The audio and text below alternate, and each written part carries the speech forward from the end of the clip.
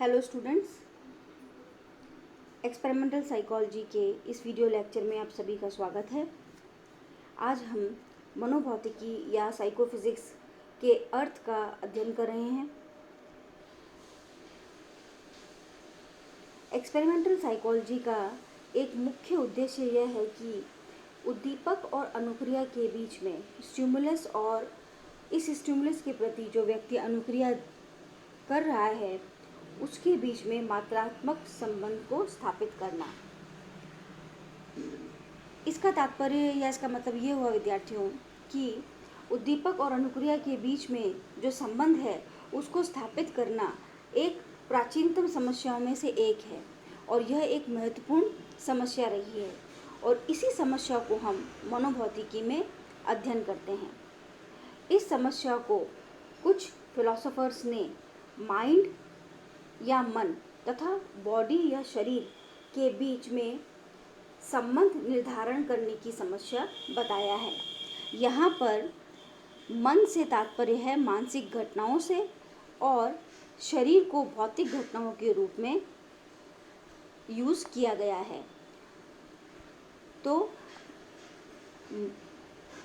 मन या माइंड से माइंड का उनका तात्पर्य है कि जो मेंटल इवेंट्स होते हैं और शरीर से तात्पर्य है जो आप रिस्पॉन्स दे रहे हैं भौतिक घटनाओं के प्रति। तो इन दोनों के बीच में जो रिलेशन है उसे हम साइकोफिजिक्स कहते हैं। अब हम साइकोफिजिक्स का लिटरल मीनिंग जो है उसे देखेंगे। मनोभौतिकी या साइकोफिजिक्स शब्द मनोविज्ञान और भौतिकी से बना है, अर्थात मनोविज्ञान और भौतिकी को जब हम जोड़ेंगे तो हम उसे साइकोफिजिक्स या मनोभौतिकी कहते हैं। मनोविज्ञान का तात्पर्य है एक व्यक्ति के मनोवैज्ञानिक गुण, और ये जो मनोवैज्ञानिक गुण हैं, जो साइकोलॉजिकल कैरेक्टरिस्टिक्स है, इसमें विशेष रूप से हम सेंसेशन और परसेप्शन, संवेदना और प्रत्यक्षीकरण को देखते हैं। और भौतिकी का तात्पर्य है उद्दीपक के या स्टिमुलस के जो फिजिकल कैरेक्टरिस्टिक्स होती है, भौतिक गुण होते हैं, और इन दोनों का जो संबंध होता है उसे हम साइकोफिजिक्स कहते हैं। अर्थात मनोवैज्ञानिक घटना या साइकोलॉजिकल फिनोमिना और एक उद्दीपक के बीच, स्टिमुलस के बीच भौतिक गुणों के संबंध का अध्ययन करना ही साइकोफिजिक्स है। तो psychophysics is a study between the relationships of psychological and physical characteristics of the stimulus. विद्यार्थियों, मनोभौतिकी में सबसे ज़्यादा जो वर्क किया गया है वह G.T. फैक्नर द्वारा किया गया है। उन्होंने 1860 में शरीर और मन के बीच गणितीय संबंध का वर्णन करने के लिए इसे रचा गया था। जो G.T. फैक्नर थे वह एक जर्मन भौतिक विज्ञानी और दार्शनिक थे जिन्होंने इस शब्द का इस्तेमाल, जो साइकोफिजिक्स है उसका इस्तेमाल एलिमेंट्स ऑफ साइकोफिजिक्स नामक बुक में पहली बार किया था, और ये जो बुक थी वह जर्मन लैंग्वेज में लिखी गई थी।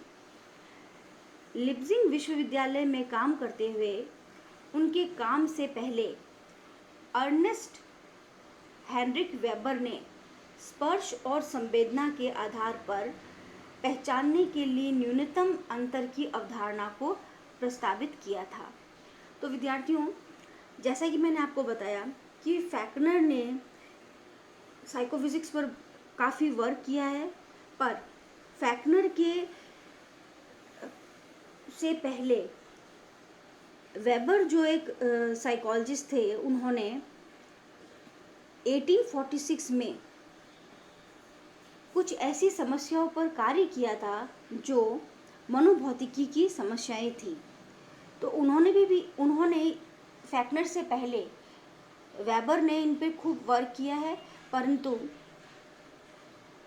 वह जो है इसको ज़्यादा विकसित नहीं कर सके। तो वास्तव में जो साइकोफिजिक्स का शेयर है, जो श्रेय है, जो क्रेडिट है, वह फैक्नर को ही जाता है।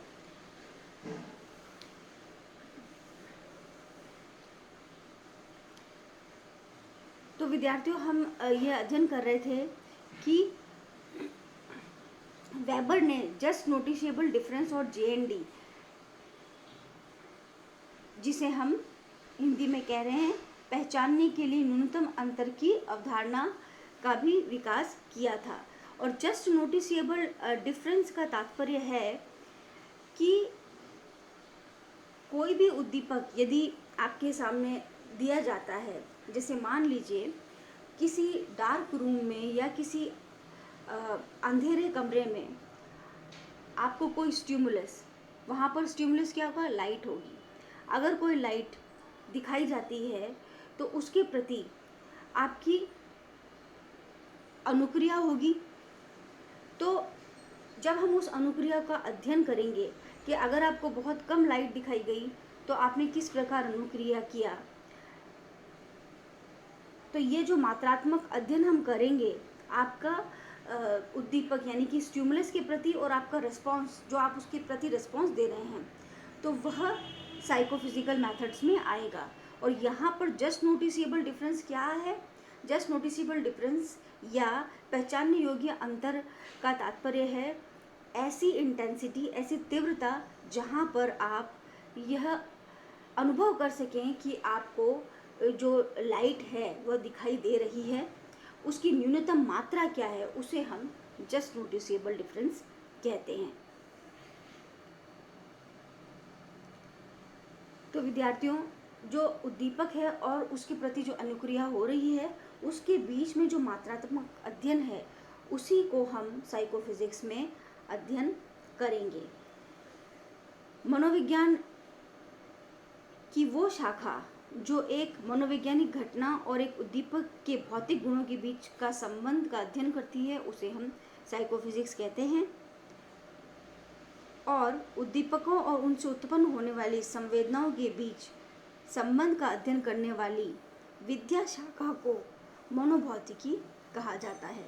तो विद्यार्थियों, हमने यह अध्ययन कर लिया कि उद्दीपक और स्टिमुलस और उस स्टिमुलस से उत्पन्न होने वाली जो सेंसेशन है, उसके बीच में जो रिलेशनशिप होती है, उसको अध्ययन करने वाली ब्रांच को हम साइकोफिजिक्स कहते हैं। तो विद्यार्थियों, आज आपने साइकोफिजिक्स के